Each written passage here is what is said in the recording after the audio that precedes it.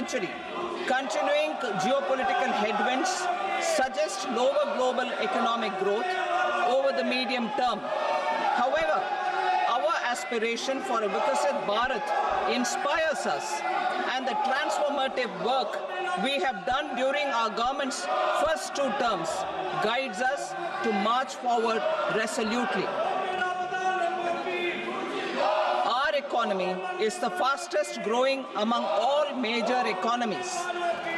Our development track record for the past 10 years and structural reforms have drawn global attention. Confidence in India's capability and potential has only grown in this period. We see the next 5 years as a unique opportunity to realize Sabka Vikas, stimulating balanced growth of all regions. The great Telugu poet and playwright Gurujada Apparao had said, "Deshamante matti kadoy, deshamante manushuloy," meaning a country is not just its soil, a country is its people. In line with this, for us, Vikasit Bharat encompasses zero poverty, 100% quality good school education, access to high quality, affordable and comprehensive health care, 100% skilled labor with meaningful employment, 70% women in economic activities, and farmers making our country the food basket of the world. In this budget, the proposed development measures span 10 broad areas, focusing on Garib, youth, Annadata, and Nari, spurring agricultural growth and productivity, building rural prosperity and resilience, taking everyone together on an inclusive growth path, boosting manufacturing and furthering Make in India, supporting MSMEs, enabling employment-led development, investing in people, economy, and innovation, securing energy supplies, promoting exports, and nurturing innovation. For this journey of development, our 4 powerful engines are agriculture, MSME, investments, and exports. The fuel, our reforms, our guiding spirit, inclusivity, and the destination, Vikasit Bharat. This budget aims to initiate transformative reforms across 6 domains. During the first 5 years, these will augment our growth potential and global competitiveness.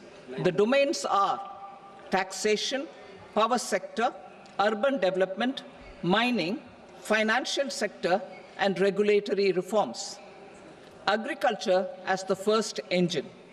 Now I move to specific proposals, beginning with agriculture as the first engine.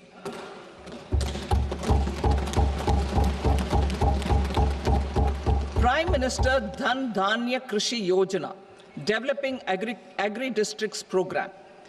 Motivated by the success of the aspirational district program, our government will undertake a Prime Minister Dhan Dhanya Krishi Yojana in partnership with states.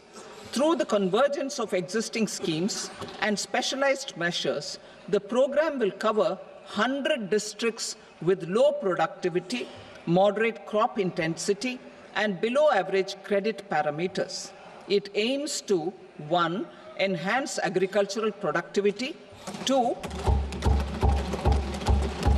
Adopt crop diversification and sustainable agricultural practices, 3. Augment post-harvest storage at the panchayat and block level, 4. Improve irrigation facilities, and 5.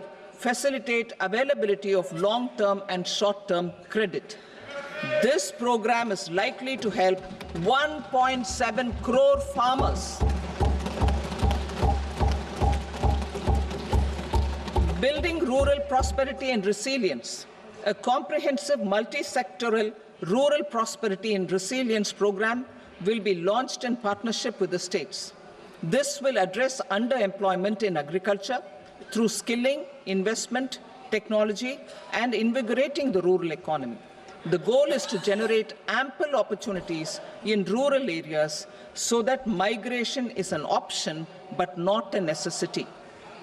The program will focus on rural women, young farmers, rural youth, marginal and small farmers, and landless families. The details are in Annexure A.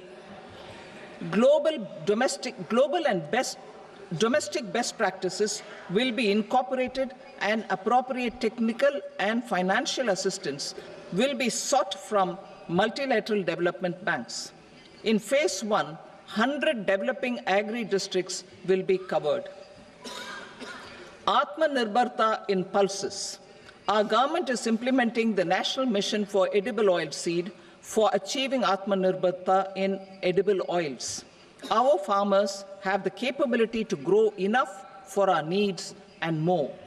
10 years ago, we made concerted efforts and succeeded in achieving near self-sufficiency in pulses.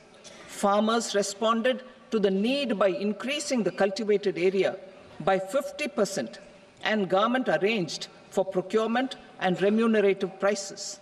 Since then, with rising incomes and better affordability, our consumption of pulses has increased significantly. Our government will now launch a 6-year mission for Atmanirbharta in pulses with a special focus on Tuar, Urad and Masoor. Details are in Annexure B. Central agencies such as NAFED and NCCF will be ready to procure these 3 pulses as much as offered during the next 4 years from farmers who register with these agencies and enter into agreements. Comprehensive program for vegetables and fruits. It is encouraging that our people are increasingly becoming aware of their nutritional needs. It is a sign of a society becoming healthier. With rising income levels, the consumption of vegetables, fruits, and Sri Anna is increasing significantly. A comprehensive program to promote production, efficient supplies, processing, and remunerative prices for farmers will be launched in partnership with the states. Appropriate institutional mechanisms for implementation and participation of farmer producer organizations and cooperatives will be set up. Makhana board in Bihar. For this, there is a special opportunity for the people of Bihar. A Makhana board will be established in the state to improve production, processing, value addition, and marketing of Makhana. The people engaged in these activities will be organized into FPOs.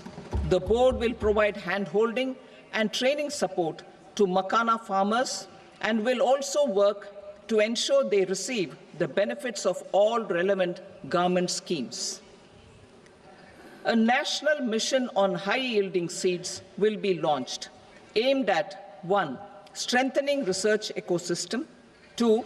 Targeted development and propagation of seeds with high yield, pest resistance, and climate resilience, and 3. Commercial availability of more than 100 seed varieties released since July 2024.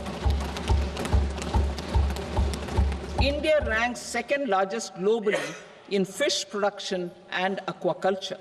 Seafood exports are valued at 60,000 crore rupees.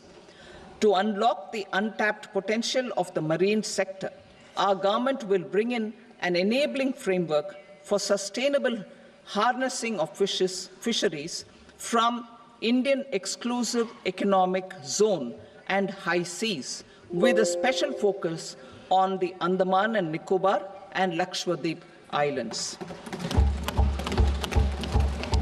For the benefit of lakhs of cotton growing farmers, I am pleased to announce a mission for cotton productivity. This 5-year mission will facilitate significant improvements in productivity and sustainability of cotton farming and promote extra long staple cotton varieties. The best of science and technology support will be provided to farmers. Aligned with our integrated 5F vision for the textile sector, this will help in increasing incomes of the farmers and ensure a steady supply of quality cotton for rejuvenating India's traditional textile sector. Kisan credit cards facilitate short-term loans for 7.7 crore farmers, fishermen, and dairy farmers. The loan limit under modified interest subvention scheme will be enhanced from 3 lakh rupees to 5 lakh rupees for loans taken through the KCC. For Atmanirbharta in urea production, our government had reopened 3 dormant urea plants in the eastern region.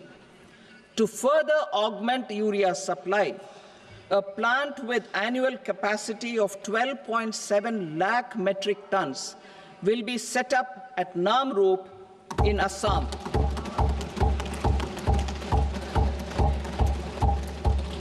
India Post, with 1.5 lakh rural post offices, complemented by the India Post Payment Bank and a vast network of 2.4 lakh Dak Sevaks, will be repositioned to act as a catalyst for the rural economy. Details are at Annexure C. India Post will also be transformed as a large public logistics organization. This will meet the rising needs of Vishwakarmas, new entrepreneurs, women, self-help groups, MSMEs, and the large business organizations. Our government will provide support to NCDC for its lending operations for the cooperative sector. MSMEs as the second engine. Now I move to MSMEs as the second engine, which encompasses manufacturing and services with a focus on MSMEs numbering 5.7 crores. Currently, over 1 crore registered MSMEs, employing 7.5 crore people and generating 36% of our manufacturing, have come together to position India as a global manufacturing hub. With their quality products, these MSMEs are responsible for 45% of our exports. To help them achieve higher efficiencies of scale, technological upgradation, and better access to capital, the investment and turnover limits for classification of all MSMEs will be enhanced to 2.5 and 2 times respectively. This will give them the confidence to grow and generate employment for our youth. The details are given in Annexure D. To improve access to credit, the credit guarantee cover will be enhanced. First, for micro and small enterprises from 5 crore to 10 crore rupees, leading to additional credit of 1.5 lakh crores in the next 5 years. Second, for startups from 10 crore rupees to 20 crore rupees, with the guarantee fee being moderated to 1% for loans in 27 focus sectors which are important for Atmanirbhar Bharat. And for well-run exporter MSMEs, for term loans up to 20 crore rupees. Also for the micro enterprises, we will introduce customized credit cards with a 5 lakh rupee limit for micro enterprises registered on Udyam portal. In the first year, 10 lakh such cards will be issued. Fund of funds for startups. The Alternate Investment Fund, AIFs, for startups have received commitments of more than 91,000 crores rupees. These are supported by the fund of funds set up with the Government of India's contribution of 10,000 crore rupees. Now, a new fund of funds with expanded scope and a fresh contribution of another 10,000 crore rupees will be set up. A new scheme will be launched for 5 lakh women scheduled castes, and scheduled tribes first-time entrepreneurs. This will provide term loans up to 2 crore rupees during the next 5 years. The scheme will incorporate lessons from the successful Stand Up India scheme. Online capacity building for entrepreneurship and managerial skills will also be organized. Measures for labor-intensive sectors. To promote employment and entrepreneurship opportunities in labor-intensive sectors, our government will undertake specific policy and facilitation measures. To enhance the productivity, quality, and competitiveness of India's footwear and leather sector, a focused product scheme will be implemented. The scheme will support design capacity, component manufacturing, and machinery required for production of non-leather quality footwear, besides the support for leather footwear and products. The scheme is expected to facilitate employment for 22 lakh persons, generate over 4 lakh crore rupees, and exports of over 1.1 lakh crore rupees. Measures for the toys sector. Building on the National Action Plan for Toys, we will implement a scheme to make India a global hub for toys. The scheme will focus on development of clusters, skills, and a manufacturing ecosystem that will create high-quality, unique, innovative, and sustainable toys that will represent the Made in India brand. Support for food processing. In line with our commitment towards Purvodaya, we will establish a National Institute of Food Technology, Entrepreneurship, and Management in Bihar. The institute will provide a strong fillip to food processing activities in the entire eastern region. This will result in 1. Enhanced income for the farmers through value addition to their produce, and 2. Skilling entrepreneurship and employment opportunities for the youth.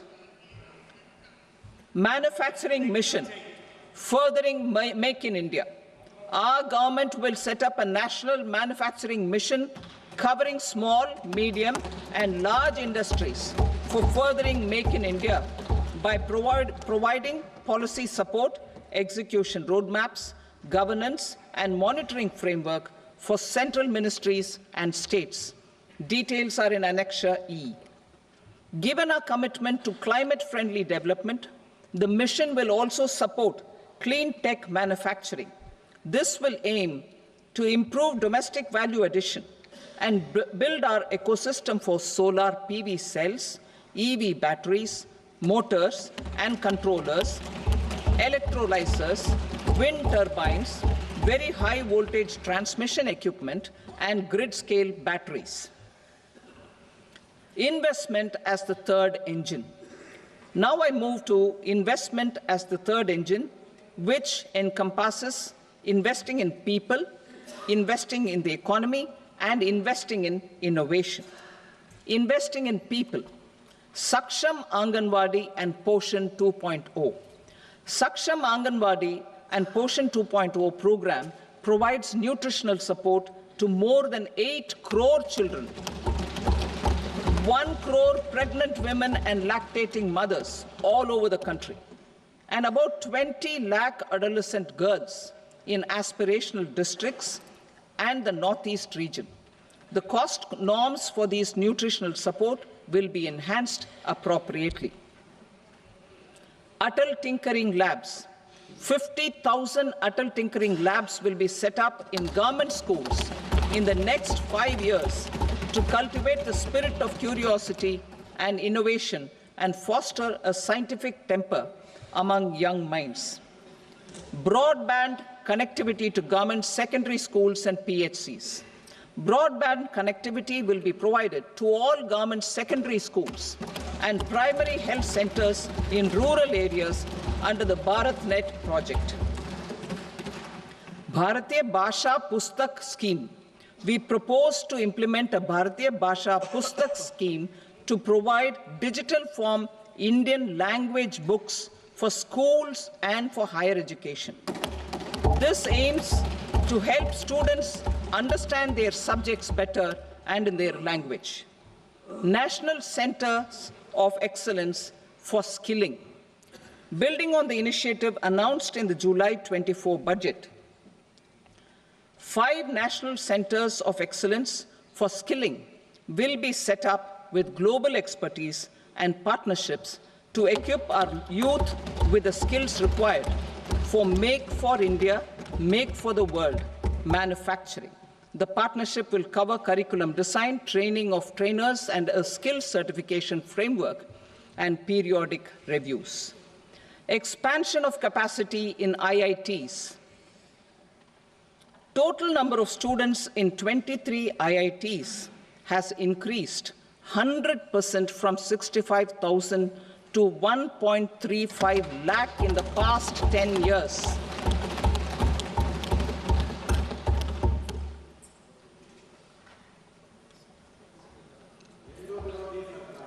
Additional infrastructure will be created in the 5 IITs started after 2014 to facilitate education for 6,500 more students. Hostel and other infrastructure capacity at IIT Patna will also be expanded.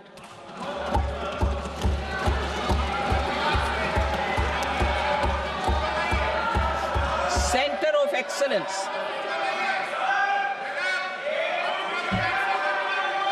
Center of Excellence in AI for Education. I had announced 3 centers of excellence in artificial intelligence for agriculture, health, and sustainable cities in 2023. Now a center of excellence in artificial intelligence for education will be set up with a total outlay of 500 crores. Expansion of medical education. Our government has added almost 1.1 lakh undergraduate and postgraduate medical education seats in 10 years, an increase of 130%. In the next year, 10,000 additional seats will be added in medical colleges and hospitals towards the goal of adding 75,000 seats in the next 5 years.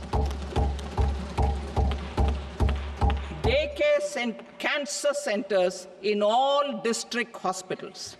Our government will facilitate setting up of daycare cancer centers in all district hospitals in the next 3 years. 200 centers will be established in 25-26 itself. Strengthening urban livelihoods. Our government has been giving priority to assisting urban poor and vulnerable groups. A scheme for socio-economic upliftment of urban workers will be implemented to help them improve their incomes, have sustainable livelihoods, and a better quality of life.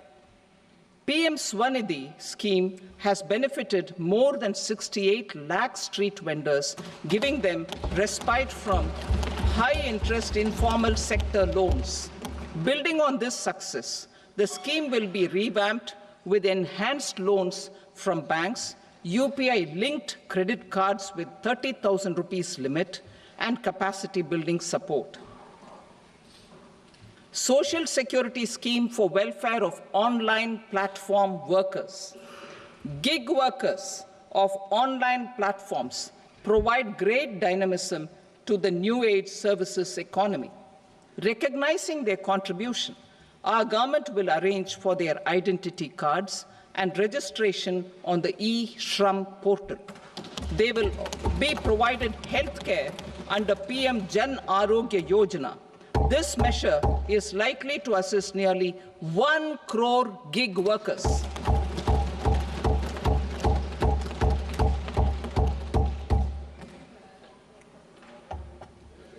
Investing in the economy. Public-private partnership in infrastructure. Each infrastructure-related ministry will come up with a 3-year pipeline of projects that can be implemented in PPP mode. States will also be encouraged to do so and can seek support from the India Infrastructure Project Development Fund, which is a scheme to prepare PPP proposals. Support to states for infrastructure. An outlay of 1.5 lakh crore is proposed for the 50-year interest-free loans to states for capital expenditure and incentives for reforms. Building on the success of the first asset monetization plan announced in 2021, the second plan for 2025 to 30 will be launched to plow back capital of 10 lakh crore in new projects. Regulatory and fiscal measures will be fine-tuned to support the plan. Jal Jeevan Mission. Since 2019, 15 crore households, representing 80% of India's rural population, have been provided access to portable tap water connections. To achieve 100% coverage, I am pleased to announce the extension of this mission until 2028 with an enhanced total outlay. The mission's focus will be on the quality of infrastructure and O&M of rural piped water supply schemes through Jan Bhagidari. A separate MOU or separate MOUs will be signed with the states and union territories to ensure sustainability and citizen-centric water services delivery. Urban sector reforms. Building on the July budget proposals, urban sector reforms related to governance, municipal services, urban land and planning will be incentivized. Urban Challenge Fund. The government will set up an Urban Challenge Fund of 1 lakh crore rupees to implement the proposals for cities as growth hubs, creative redevelopment of cities, and for water and sanitation purposes announced in the July budget. This fund will finance up to 25% of the cost of bankable projects, with a stipulation that at least 50% of the cost is funded from bonds, bank loans, and PPPs. An allocation of 10,000 crore is proposed in 2025-26. Power sector reforms. We will incentivize electricity distribution reforms and augmentation of intra-state transmission capacity by states. This will improve financial health and capacity of electricity companies. Additional borrowing of 0.5% of GSDP will be allowed to states contingent on these reforms. Nuclear energy mission for Vikasit Bharat. Development of at least 100 gigawatt of nuclear energy by 2047 is essential for our energy transition efforts.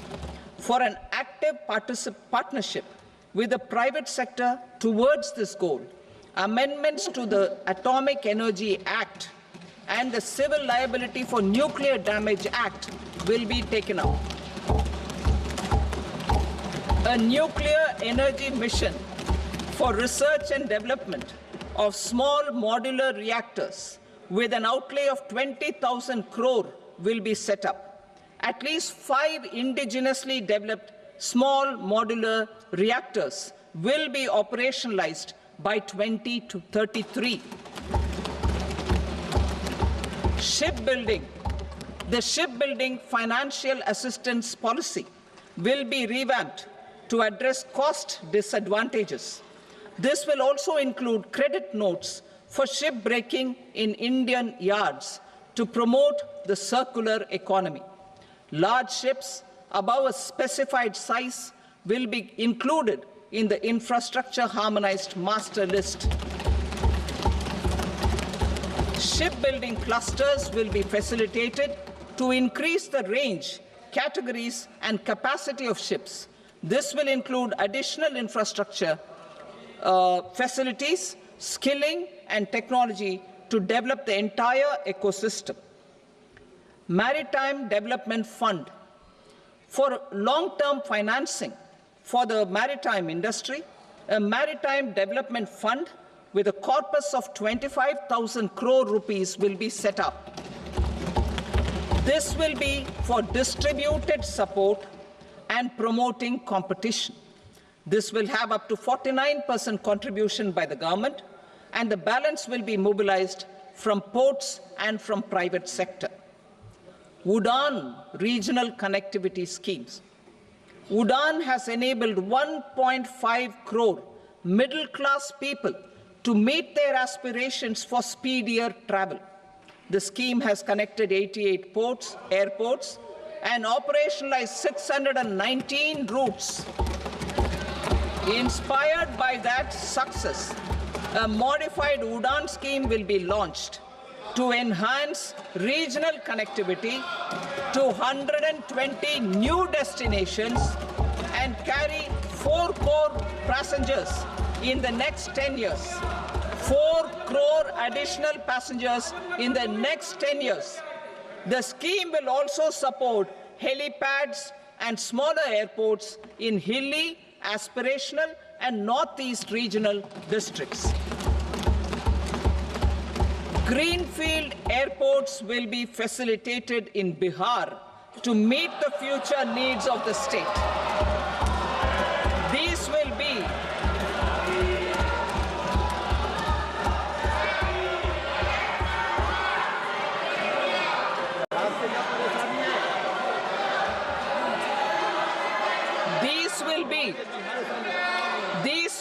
in addition to the expansion of the capacity of Patna Airport and a brownfield airport in Beta.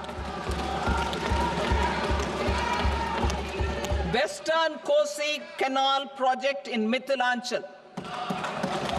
Financial support will be provided for the Western Kosi Canal ERM project, benefiting a large number of farmers, cultivating over 50,000 hectares of land in the Mithilanchal region of Bihar. Mining sector reforms. Mining sector reforms, including those for minor minerals, will be encouraged through sharing of best practices and institutions of a state mining index. A policy for recovery of critical minerals from tailings will be brought out. Under the special window for affordable and mid-income housing, SWAMI, 50,000 dwelling units in stressed housing projects have been completed and keys handed over to home buyers. Another 40,000 units will be completed in 2025, further helping middle-class families who were paying EMIs on loans taken for apartments while also paying rent for their current dwellings. Building on this success, SWAMI Fund 2 will be established as a blended finance facility with contribution from the government, banks and private investors. This fund of 15,000 crore rupees will aim for expeditious completion of another 1 lakh units. PM Gati Shakti data for private sector. For furthering PPPs and assisting the private sector in project planning, access to relevant data and maps from the PM Gati Shakti portal will be provided. Tourism for employment-led growth. Top 50 tourist destination sites in the country will be developed in partnership with states through a challenge mode. Land for building key infrastructure will have to be provided by the states. Hotels in these destinations will be included in the infrastructure harmonized list. The following measures will be taken for facilitating employment-led growth. Organizing intensive skill development programs for our youth, including in institutes of hospitality management. providing mudra loans for homestays, improving ease of travel and connectivity to tourist destinations, providing performance-linked incentives to states for effective destination management, including tourist amenities, cleanliness, and marketing efforts, and introducing streamlined e-visa facilities along with visa fee waivers for certain tourist groups. Continuing with the emphasis on places of spiritual and religious significance in the July budget, there will be a special focus on destinations related to the life and times of Lord Buddha. Medical tourism and heal in India. Medical tourism and heal in India will be promoted in partnership with the private sector, along with capacity building and easier visa norms. Investing in innovation. To implement private sector-driven research, development, and innovation initiatives announced in the July budget, I am now allocating 20,000 crore rupees for this purpose. A deep tech fund of funds will also be explored to catalyze the next generation startups as a part of this initiative. In the next 5 years, under the PM Research Fellowship Scheme, we will provide 10,000 fellowships for technological research in IITs and IISc with enhanced financial support. The second gene bank with 10 lakh germplasm lines will be set up for future food and nutritional security. This will provide conservation support to both public and private sectors for genetic resources. We will start a national geospatial mission to develop foundational geospatial infrastructure and data. Using PM Gati Shakti, this mission will facilitate modernization of land records, urban planning, and design of infrastructure projects. A Gyan Bharatam mission for survey, documentation, and conservation of our manuscript heritage with academic institutions, museums, libraries, and private collectors will be undertaken to cover more than 1 crore manuscripts. We will set up a national digital repository of Indian knowledge systems for knowledge sharing. Now I move to exports as the fourth engine. We will set up an export promotion mission with sectoral and ministerial targets driven jointly by the Ministries of Commerce, MSME, and Finance.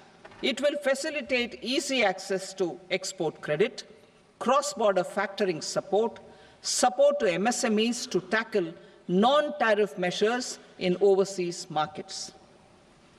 A digital public infrastructure, Bharat Trade Net, for international trade will be set up as a unified platform for trade documentation and financing solutions.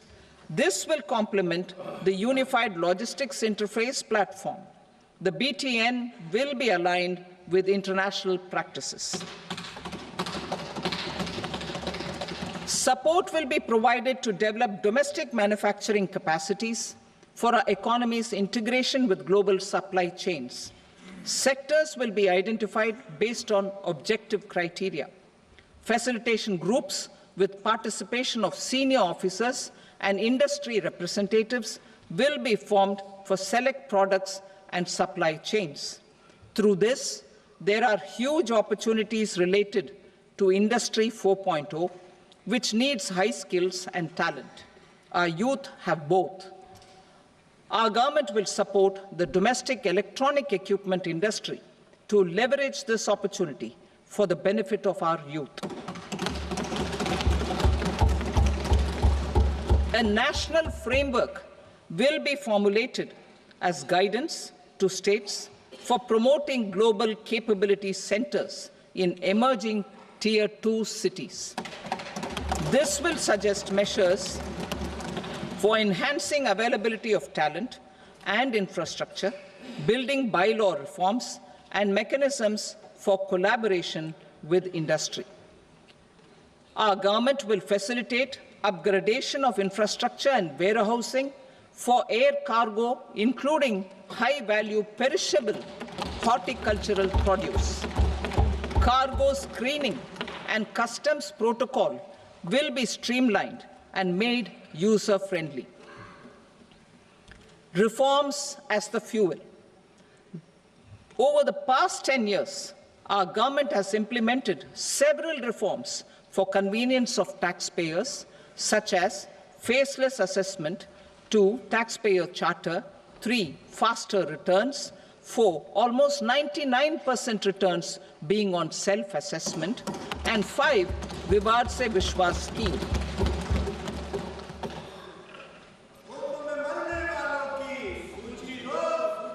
Continuing these efforts, I reaffirm the commitment of the Tax Department to trust first, scrutinize later.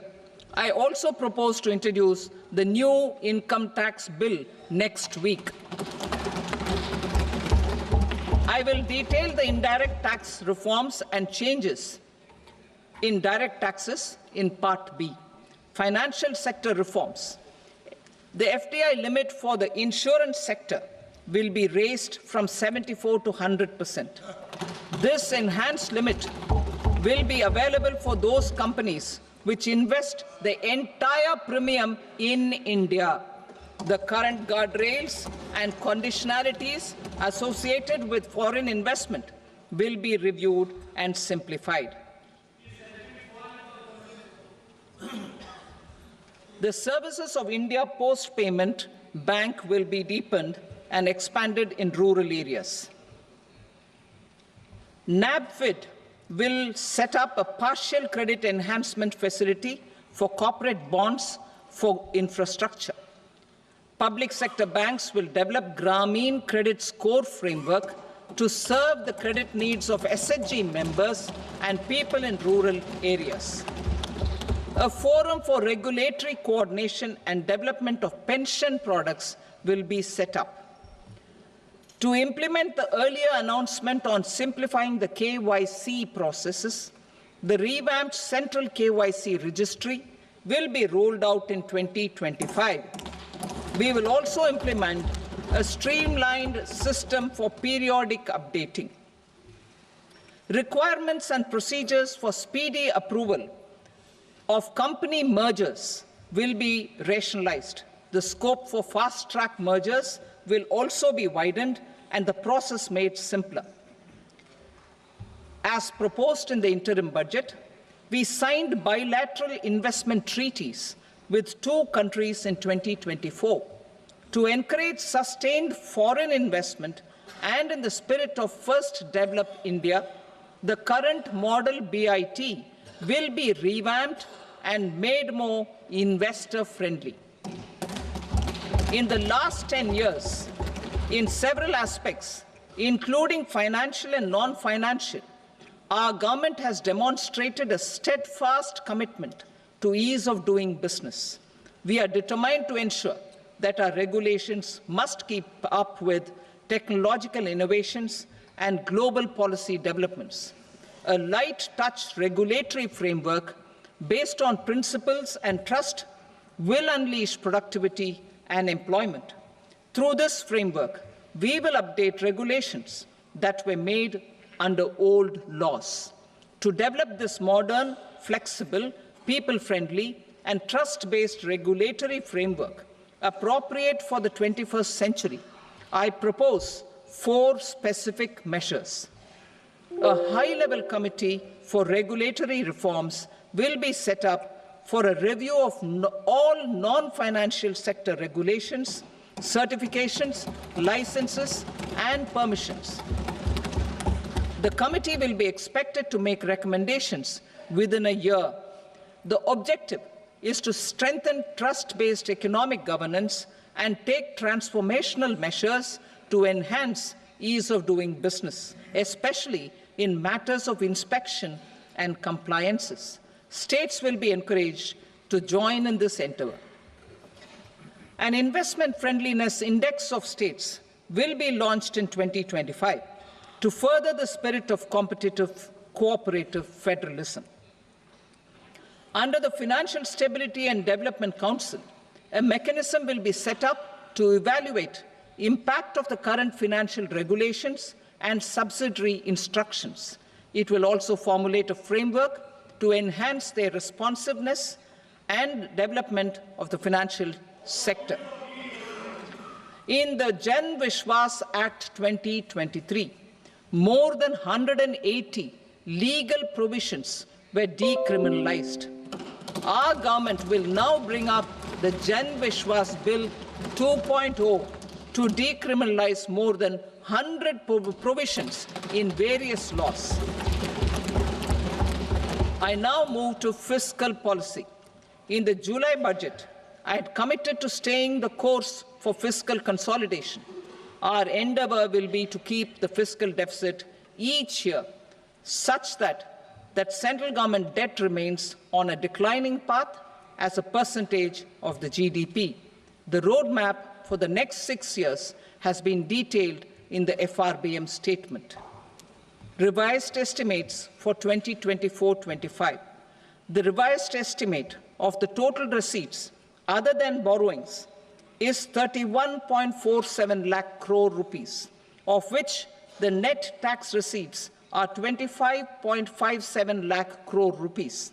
The revised estimate of the total expenditure is 47.16 lakh crore rupees, of which the capital expenditure is about 10.18 lakh crore rupees. The revised estimate of the fiscal deficit is 4.8% of the GDP. Budget estimates for 25-26. Coming to 25-26, the total receipts other than borrowings and total expenditure are estimated at 34.96 lakh crore rupees and 50.65 lakh crore rupees respectively. The net tax receipts are estimated at 28.37 lakh crore rupees. The fiscal deficit is estimated to be 4.4% of GDP. To finance the fiscal deficit, the net market borrowings from dated securities are estimated at 11.54 lakh crore. The balance financing is expected to come from small savings and other sources. The gross market borrowings are estimated at 14.82 lakh crore rupees. I will now move to Part B.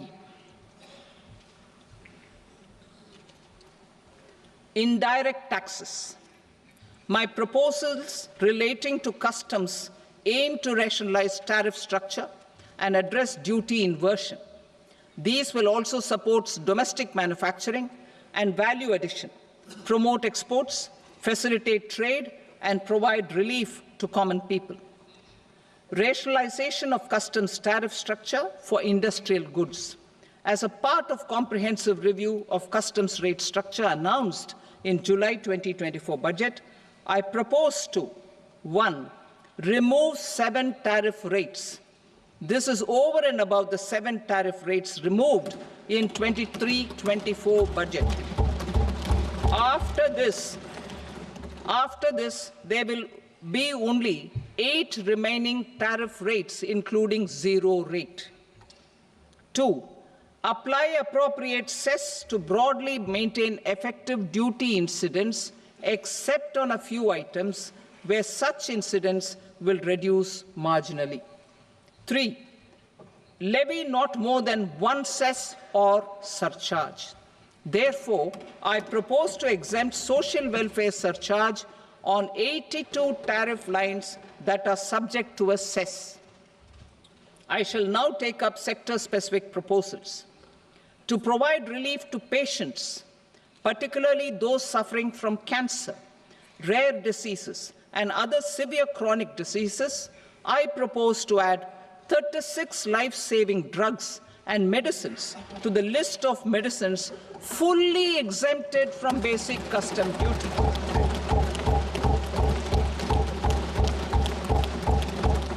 I also also propose to add 6 life-saving medicines to the list, attracting concessional custom duty of 5%.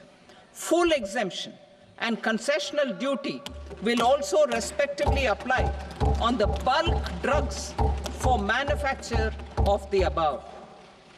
Specified drugs and medicines under patient assistance programs run by the pharmaceutical companies are fully exempt from BCD, provided the medicines are supplied free of cost to the patients. I propose to add 37 more medicines along with 13 new patient assistance programs. Support to domestic manufacturing and value addition. Critical minerals. In the July 2024 budget, I had fully exempted BCD on 25 critical minerals that are not domestically available. I had also reduced BCD of 2 other such minerals to provide a major fillip to their processing, especially by MSMEs. Now, I propose to fully exempt cobalt powder and waste, the scrap of lithium-ion battery, lead, zinc, and 12 more critical minerals. This will help secure the availability for manufacturing in India and promote more jobs for our youth. To promote domestic production of technical textile products such as agro-textiles, medical textiles, and geotextiles at competitive prices, I propose to add 2 more types of shuttle-less looms to the list of fully exempted textile machinery. I also propose to revise the BCD rate on knitted fabrics covered by 9 tariff lines from 10 or 20 to 20% or 115 rupees per kg, whichever is higher. Electronic goods.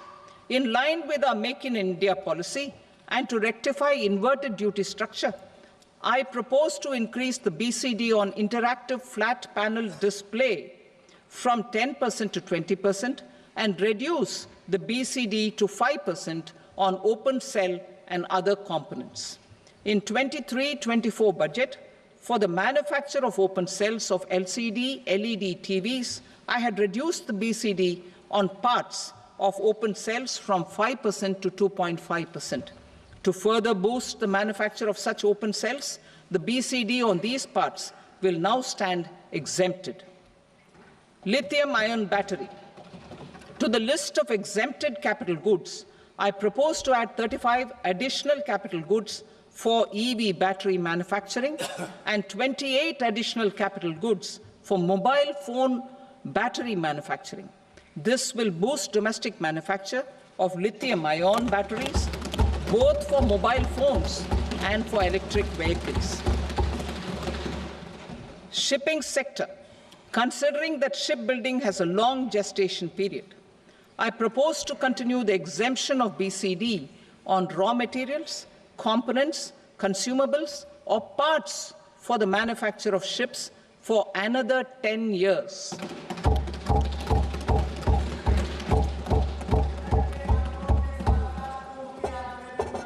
I also propose the same dispensation for shipbreaking to make it more competitive. Telecommunication.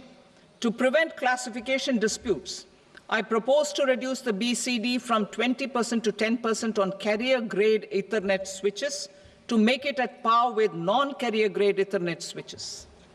Export promotion. To facilitate exports of handicrafts, I propose to extend the time period for export from 6 months to 1 year, further extendable by another 3 months if required.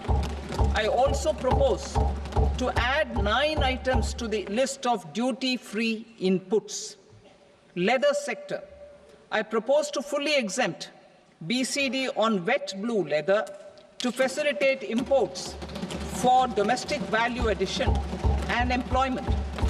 I also propose to exempt crust leather from 20% export duty to facilitate exports by small tanners. Marine products.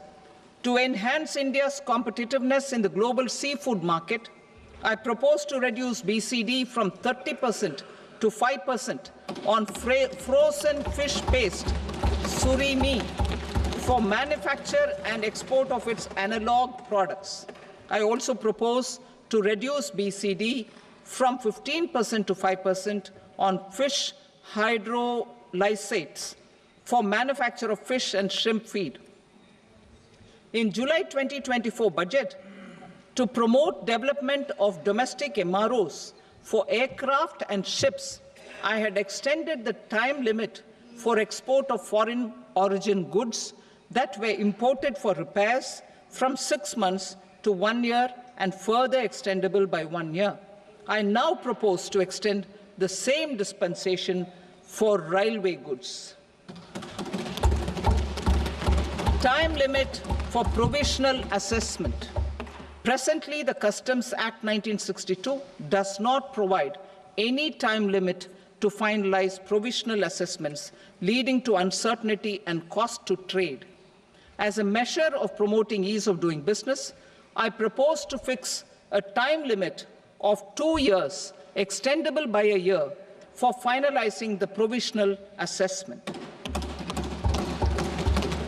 I propose to introduce a new provision that will enable importers or exporters, after clearance of goods, to voluntarily declare material facts and pay duty with interest but without penalty.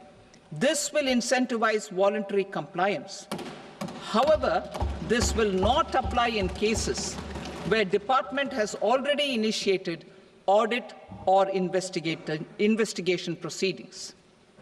For industry to better plan their imports, I propose to extend the time limit for the end use of imported inputs in the relevant rules from 6 months to 1 year.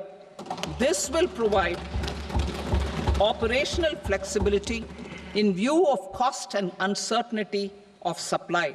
Further, such importers will now have to file only quarterly statements instead of a monthly statement.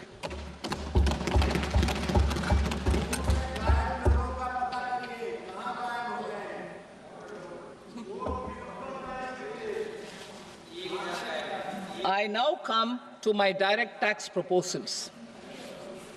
In Part A, I have briefly underlined taxation reforms as one of key reforms to realize our vision of Vikasit Bharat. In respect of criminal law, our government had earlier ushered in Bharatiya Nyaya Sanhita, replacing Bharatiya Danda Sanhita. I am happy to inform this august House and the country that for new income tax bill will carry forward the same spirit of Nyaya in its drafting as well. The new bill will be clear and direct in text, with close to half of the present law in terms of both chapters and words. It will be simple to understand for taxpayers and tax administrators, leading to tax certainty and reduced litigation. Reforms, however, are not a destination. They are means to achieve good governance for our people and economy. Providing good governance primarily involves being responsive. The Tirukural captures this in verse 542, which reads, "Vaanokki vaazhum ulagallam, mannavan kol nokki vaazhum kudi," meaning, just as the living beings live expecting rains, citizens live expecting good governance. Our government is committed to keeping an ear to the ground and a finger on the pulse and responding while balancing our national building efforts.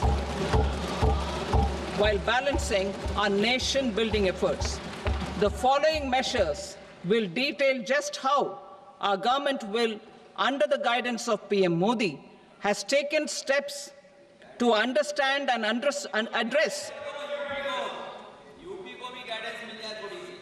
I repeat that sentence, sir. The following measures will detail just how our government, under the guidance of PM Modi, has taken steps to understand and address the needs voiced by our citizens. My tax proposals are guided by this spirit. The objectives of my proposals are as follows. Personal income tax reforms with special focus on middle class. Rationalization of TDS and TCS for easing difficulties. Encouraging voluntary compliance. Reducing compliance burden. Ease of doing business, employment and investment. I will come to my proposal on personal income tax towards the end. TDS and TCS, rationalization for easing difficulties. I propose to rationalize tax deduction at source, TDS, by reducing the number of rates and thresholds above which TDS is deducted. Further, threshold amounts for tax deduction will be increased for better clarity and uniformity. The limit for tax deduction on interest for senior citizens is being doubled from the present 50,000 rupees to 1 lakh rupees. Similarly, the annual limit of 2.40 lakh rupees for TDS on rent is being increased to 6 lakh rupees. This will reduce the number of transactions liable to TDS, thus benefiting small taxpayers receiving small payments. The threshold to collect tax at source, the TCS, on remittances under RBI's liberalized remittance scheme, the LRS, is proposed to be increased from 7 lakh to 10 lakhs. I also propose to remove TCS on remittances for education purposes, where such remittances is out of a loan taken from a specified financial institution. Both TDS and TCS are being applied on any transaction related to sale of goods. To prevent such compliance difficulties, I propose to omit the TCS. I also propose that the provisions of the higher TDS deduction will now apply only in non-PAN cases. In July 2024, the delay for payment of TDS up to the due date of filing statement was decriminalized. I propose to provide the same relaxation to TCS provisions as well.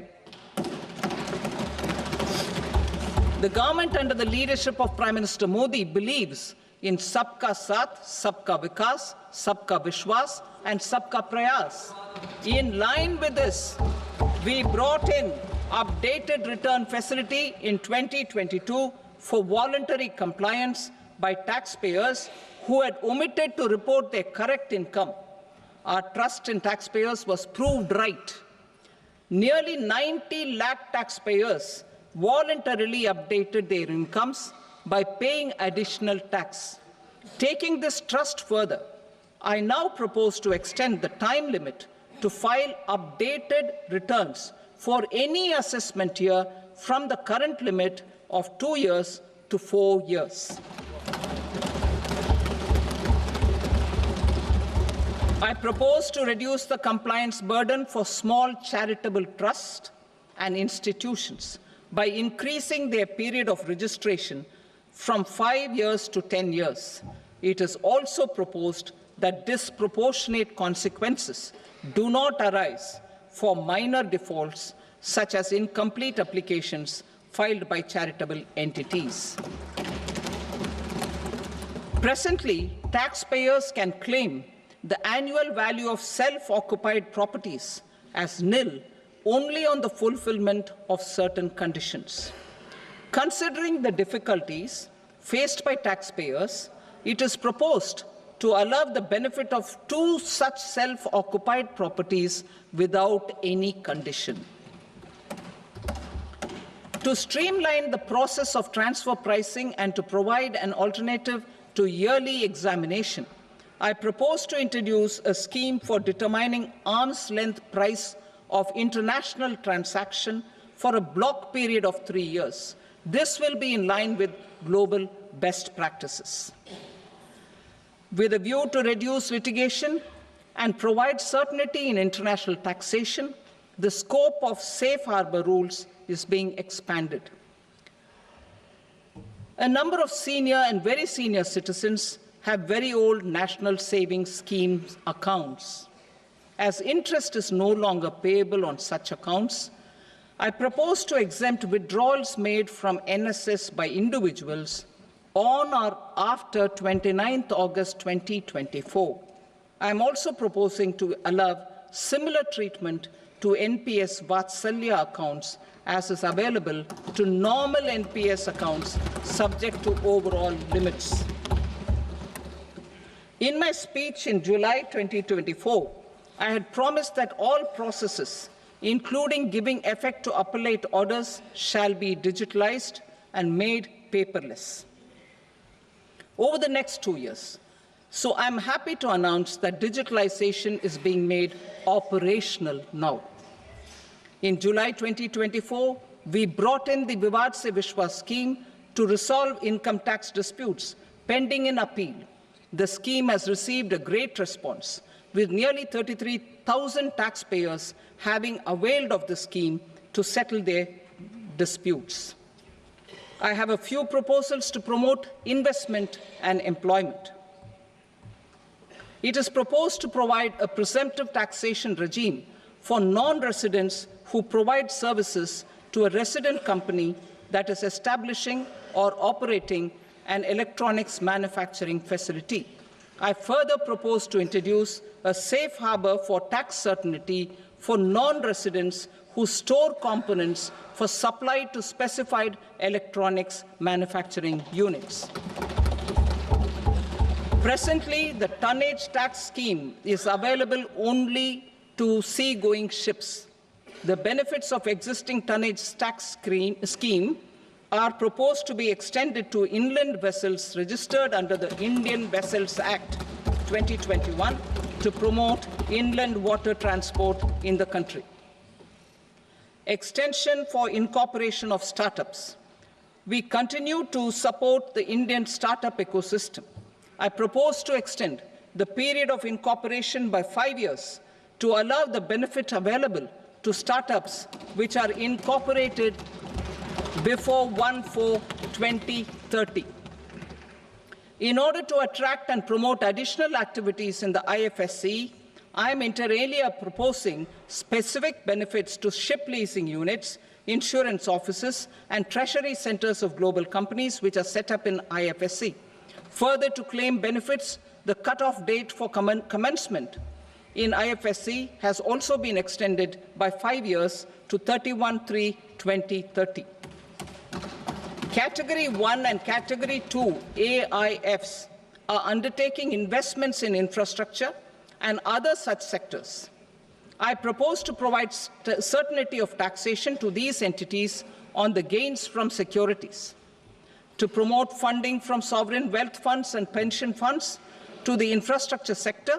I propose to extend the date of making an investment by 5 more years up to 31st March 2030.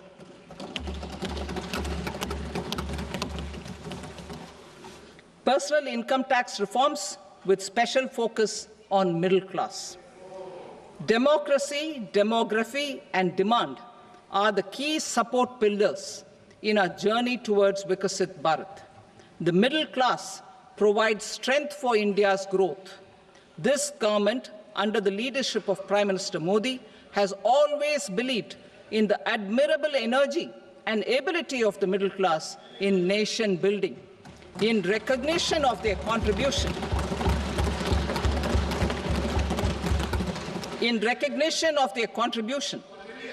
we have periodically reduced their tax burden.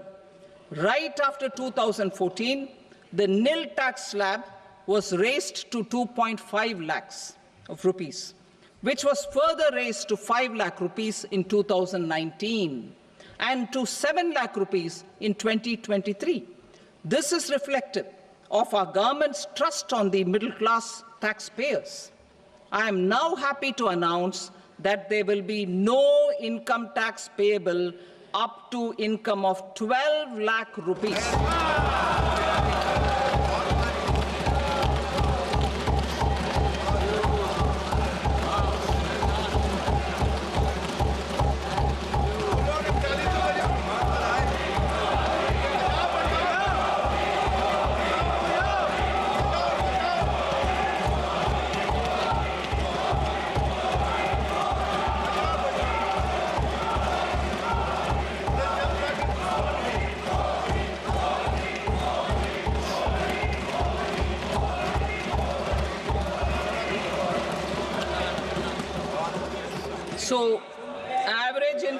1 lakh per month other than the special rate income such as capital gains under the new regime.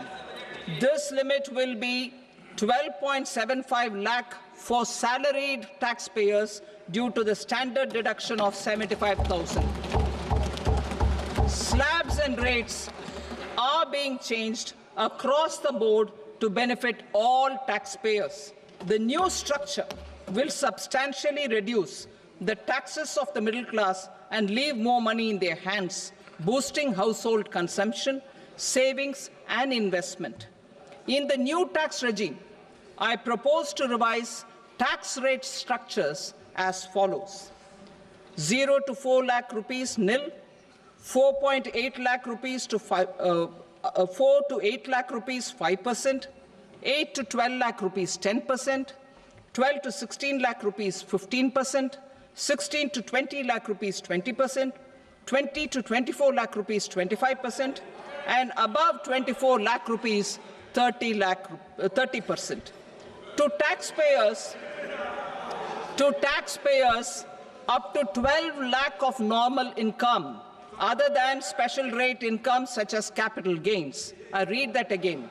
To taxpayers up to 12 lakh of income other than special rate income such as capital gains, tax rebate is being provided in addition to the benefit due to slab rate reduction in such a manner that there is no tax payable by them. The total tax benefit of slab rate changes and rebate at different income levels can be illustrated with a few examples.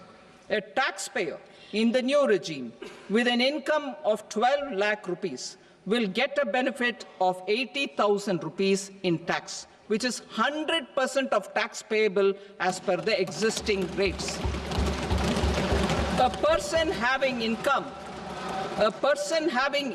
of 18 lakh rupees will get a benefit of 70,000 rupees in tax, that is 30% of tax payable as per existing rates. A person with an income of 25 lakh gets a benefit of 1,10,000 rupees, that is 25% of his tax payable as per existing rates. Details of my tax proposals are given in the annexure. As a result of these proposals, Honorable Speaker, sir, revenue of about 1 lakh crore in direct taxes and 2,600 crores in indirect taxes will be foregone. Mr. Speaker, sir, with this, I commend the budget to this august House.